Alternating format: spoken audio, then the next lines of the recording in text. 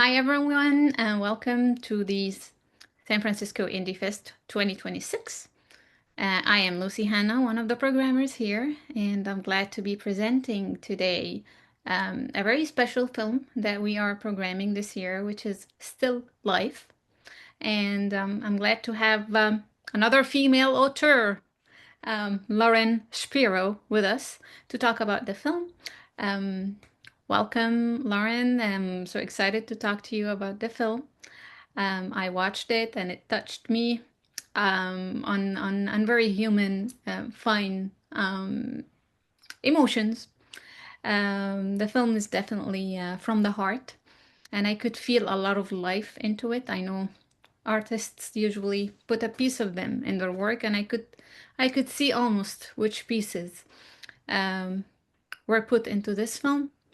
Um, let's start with Still Life. I think Still Life as a title is one of the smartest titles I've seen because it just concludes an entire film in 2 words, metaphorically and literally.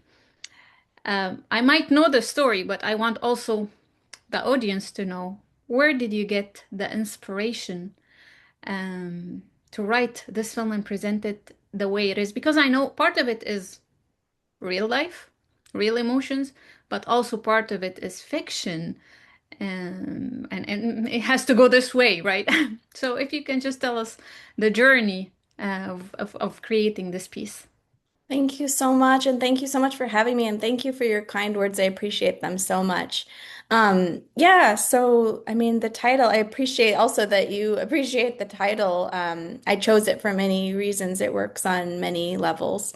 And you're right that I feel like it encapsulates, and this was my hope, that it encapsulates so much what I'm trying to communicate with the film, which is very much about how one can try to proceed with their daily life when sort of a profound trauma is unfolding simultaneously. And as you alluded to, the story did very much spring from my own life. It's based on my experience losing my mom in January 2000 to leukemia when I was 15. And if you watch the film all the way to the very end, you'll notice that I include some pictures from that time. And that includes some pictures of when my mom knew she was going to go into chemotherapy. She wanted to cut all her hair off in anticipation of losing her hair. And she invited me to come to the haircut. She knew that I was interested in writing, and she knew that when bad things happen to you, a good thing to do is take good notes and write about it and make a story that might really help other people. And so she wanted me to come and sort of witness and chronicle, and you can see in the photographs pictures of me taking notes at the time when the story was happening. So she herself very much wanted to chronicle what was happening to her, and that's why these photos exist. The person who is the inspiration for the character of Wade was her caretaker. He was trained as an EMT and also a photographer. He was a photographer for the Contra Costa Times. And so he was chronicling what was happening to her, and it was her hope that these pictures would get out somehow, which is why it's so meaningful to me that the pictures are included at the end of the film because it's my hope that it's a way that I'm finally getting my mom's story out there in some small way, even though Still Life is very much my story. So she herself wanted to write a screenplay about what was happening to her. And so I think that was the initial inspiration, that in some way maybe I'm carrying out this wish that she had for such a long time ago. Does that answer your question so far? It does definitely answer the question. Definitely having this type of grief in your background, in your emotional bag, is not easy. And the way that you actually, like, sometimes when filmmakers have such incident happen in their family, the first thing that will come to their head is to make a documentary. But you made the harder choice, which is actually you blended a little bit of you as a tribute to your mom, and you created a story out of it that eventually resonates with many different forms of grief and many different situations that Dante, the character, is going through. I could see her a very it's a flower. She's a flower, you know. She's a girl with very pure girlish emotions, trying to step into too soon, maybe into becoming an adult, going through this and still figuring her life out. And I could see the choice of being a minimalistic. You didn't show off anything in this film. You were very, and that's a choice. I could tell you purposefully made it raw, subtle, minimalist, almost documentary. You didn't like reinvent camera angles or like do some symbolic which is good, like it's okay for different type of films, but this film was like, hey, turn the camera on, let the emotion flow. So that this is how you wanted it from the beginning. You want it to be a minimalist, right?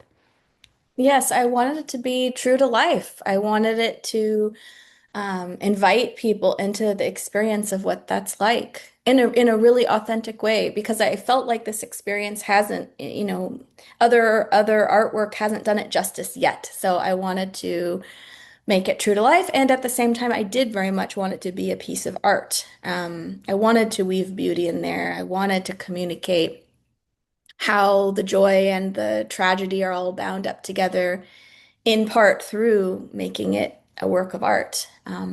So yeah, that was very much a choice. It's almost like a poem in some ways that I'm just kind of putting things plainly out there and letting the viewer make their own meaning of it in some ways. Yeah.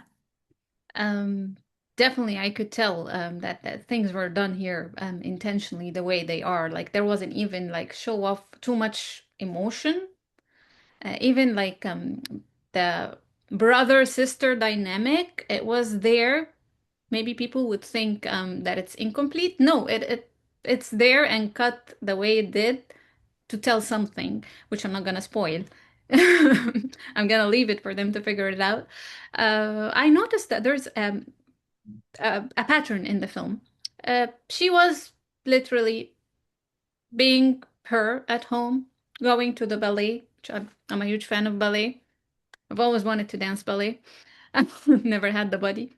Um, Going to school, home, the semi boyfriend, I can't call him like a mature relation at all, but it's like the beginning of flirting and exploring relationships in general. Her mother, then repeat, repeat, repeat. Was that something intentionally in the structure that you were writing the film, or is something that came to you when you were editing the film?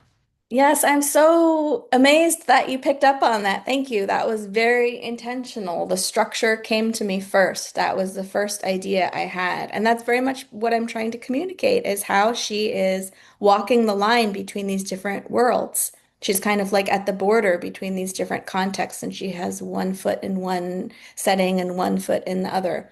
And so that was actually a major joy in writing this for me was I had these kind of parallel plot lines and I have arcs in all of those different contexts that parallel each other. And so, yeah, that structure came to me first from the beginning, that we would see these swells happening in all these different settings. Because again, that's part of what I'm trying to portray is that it's not isolated. She doesn't just have a story happening in the hospital. Everything's happening all at once, simultaneously. Which is life, which is like you, it's not one thing that's gonna happen in your life. Everything usually happens at the same time, and the whole idea is like, I felt like in the film she is in the middle of a circle of things circling around her, and she's just trying to figure things out as she goes, which made her still. Yeah. Yeah. And but that's where I think the name came from. I feel like this film, all the pieces just work together to make this creation a whole eventually. If you had to name the film's true turning point, not from the plot wise, not from a plot twist, but from a psychological background for the story itself and for the character. Which scene marks that shift for her? From and what was the internal change that you Yeah, were hoping for? Yeah. that's such a great question. And again, I don't want to give too much away, but I think that there's an important phone call where there's a very important internal shift where she's in a relationship and she keeps kind of being dragged around and accommodating. And finally, she kind of makes a decision to like have a little bit more self-respect and kind of makes a different choice than she had been choosing before. And I think that marks an important internal moment for her. She stops trying to please others Exactly, or to be exactly. accepted. It's Right. either you take me the way I am or just you're out of. Yeah, So what? Right? exactly. Um, Definitely, I could tell, and I think that the audience will be able to create this relation once this scene is shown. 1999. It's very present in the film, and I feel like I said, this film is a love letter in many aspects. A love letter for your mom and a love letter for the Bay Area that I don't think 1999 looks anything like 2026. So I know that you also wanted to put this piece. I think this is how you were shaped and formed, and this is life in your eyes. Um, what was one Bay Area specific detail from this time that you insisted, detail or behavior, whichever, you insisted that this has to stay in the film, even though it was gonna make you overstretch or complicate the storytelling for you?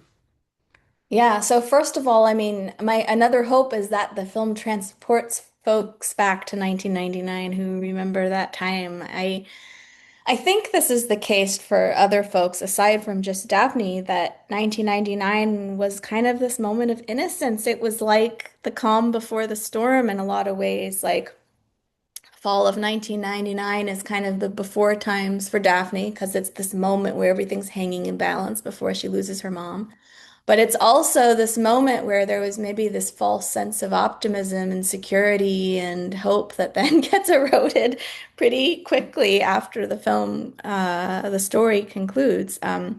Anyway, so yeah, I was glad that you could feel 1999 because that's a hope for this film as well. And then Bay Area, I mean, it was so crucial to me to shoot here because I love this place so much and I wanted to put it up on the silver screen. And if I could have included smell in this film, I would have, the wild oaks and the fennel growing by the bay. And so I wanted to just saturate the film with as much of that as I could. It was so important to me to include, there's sort of shots of Mount Diablo at magic hour and, a local coffee shop that is meaningful to people who grew up in Walnut Creek. It kind of indicates a certain group of people who would spend time there. So yeah, we tried to shoot, on location as much as we can. The dance studio, I danced in that ballet studio.